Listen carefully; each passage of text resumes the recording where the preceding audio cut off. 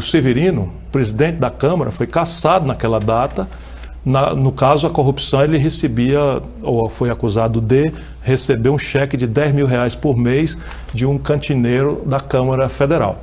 Né? Agora, a diferença é que o Eduardo Cunha roubou algo ao redor de R$500 bilhão e deve ter distribuído uns 350 por uns 150 a 200 picaretas. E isto é que é a atipia. O que o senhor acha da administração da Dilma? Da ruinosa. Ela é séria, não cometeu nenhum crime que justifique o seu impedimento e ela tem direito de mudar, porque é direito de um governante procurar alternativas.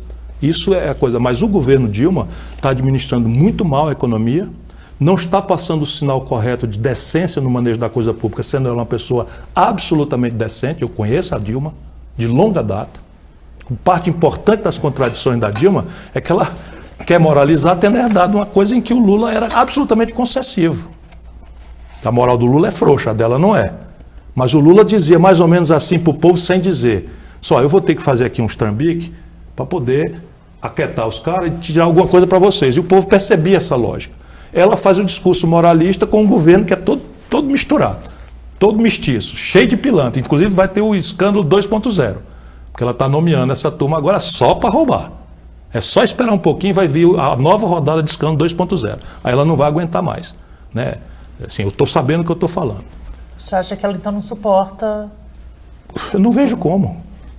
Percebe que a oposição está em bloco, os florestantes estão organizados, estão concatenados, estão em blocos despodorados e tal, e a população zangada e a gente fazendo bobagem. Isso tem uma hora que... Agora eu acho que a gente está vencendo porque Deus é brasileiro e orientou o Ministério Público da Suíça a fazer agora, na hora crítica, é muita sorte, é Deus mesmo, eu acredito em Deus, né?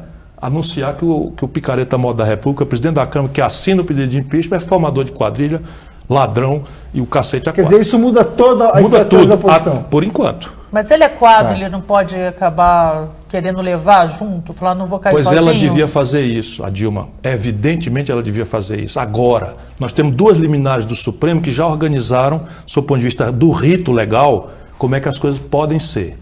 Isso exige 2/3 em cada etapa. Depois você tem o cidadão respondendo no Conselho de Ética por roubo, com 411 milhões de reais. O brasileiro precisa saber. A imprensa está falando do saldo que ficou, mas eles circularam nas contas 411 milhões de reais do senhor Eduardo Cunha. E ele mentiu dizendo que não tinha conta na Suíça. E está tudo demonstrado. É como vulgarmente a negada fala aí nos bares, vulgarmente, eu não gosto dessas expressões, é batom na cueca. Não há explicação. E a Câmara agora tem um problema, qual seja, se livrar desse câncer.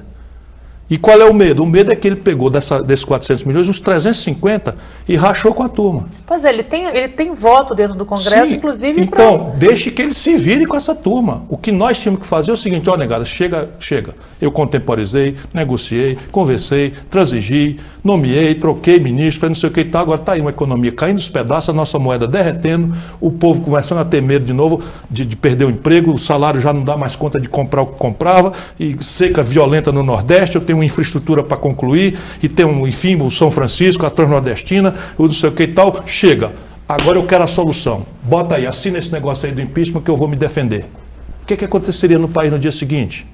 O povo brasileiro estaria no lado dela, nesse gesto. Mas o PT está perdendo a base social. Base social do PT já está perdida. Estou falando do povo. Eu chamo o povo para defender a democracia em abstrato, eu estou nessa guerra.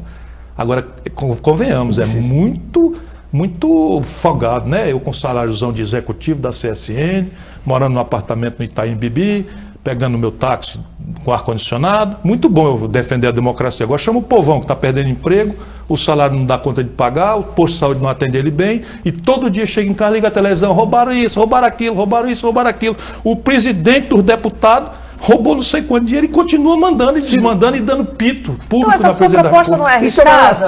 Assim, viver é arriscado. Eu, por exemplo, não queria ser presidente da República para ficar fazendo o serviço dos meus adversários e sair eu sério a vida inteira, porque ser sério é uma opção de vida. Você só pode dizer o que eu digo na televisão ir para voltar para casa ou fazer como o Cid Gomes fez, e na tribuna da Câmara dizer, o senhor é achacador, com o dedo no nariz dele, pegar o paletó e ir para casa, porque não tem rabo de palha. Só vale a pena, para mim, se for assim, para ficar lá, fazendo o serviço dos outros e sendo odiado pelo povo. Agora ela ganha. Eu não sou maluco, não. É a única forma dela ganhar, a única forma dela organizar de volta as coisas, é isso. Mas o que me choca é gente como o Fernando Henrique Cardoso, que tem uma biografia respeitabilíssima e que não podia estar fazendo o que está fazendo. E eu quero lembrar a ele que essa vindita mesquinha, quando ele foi vítima da mesma coisa do PT, o PT tinha como escusa o despreparo absoluto, a falta de treinamento, a falta de vivência, a falta mesmo de qualificação do Lula naquela data. Então o PT caiu no Fórum FHC. Lá estava eu, recém-derrotado pelo Fernando Henrique, que manipulou a grande mídia para não ter nenhum debate nas eleições de 98 em que eu fui candidato. O brasileiro precisa saber disso. A mim ninguém me engana. Em 98 eu fui candidato pensando, vou participar de um debate, ajudei a fazer o Plano Real, vou tirar a máscara do Fernando Henrique. O Real tá, ou seja, eu ia tirar a máscara do Fernando Henrique, eu ia mostrar o que aconteceu na sequência, como eu mostrei solitariamente, mas eu ia fazer isso na frente de todo mundo, ele, Fernando Henrique. Debate, né? E ele conseguiu manipular, não teve Globo, não teve Record, não teve SBT, não teve Manchete, não teve nenhuma emissora de rádio ou de televisão ou jornal, nem Estadão, nem Globo, nem Folha de São Paulo, nenhum fez nenhum debate. Fica aí, como registro. O senhor se colocou contra a proposta de fora, Fernando Henrique? Eu fui à rua, escrevi artigos e briguei muito contra o golpismo do PT. Por quê? Porque nós precisamos amadurecer a democracia. Remédio para governo que a gente não gosta não é impeachment. Agora, como é que pode um sobrinho, um neto do Tancredo Neves, como Aécio, meu velho amigo, mas não é possível diante do que está acontecendo com o Brasil, um neto do Tancredo Neves escalar o golpe. O Tancredo Neves estava na reunião que antecedeu o suicídio do Getúlio. O Tancredo Neves estava na sessão que a impostura, não é, do golpe de 64 fez um simulacro de eleição indireta. Criou o parlamentarismo. E o Tancredo votou contra, o Juscelino votou a favor. O Tancredo estava ali contra. O Tancredo no João Goulart, na sequência, o Tancredo foi primeiro-ministro, atalhando o caminho, construiu o caminho contra si próprio para restaurar a plenitude da autoridade do presidente João Goulart.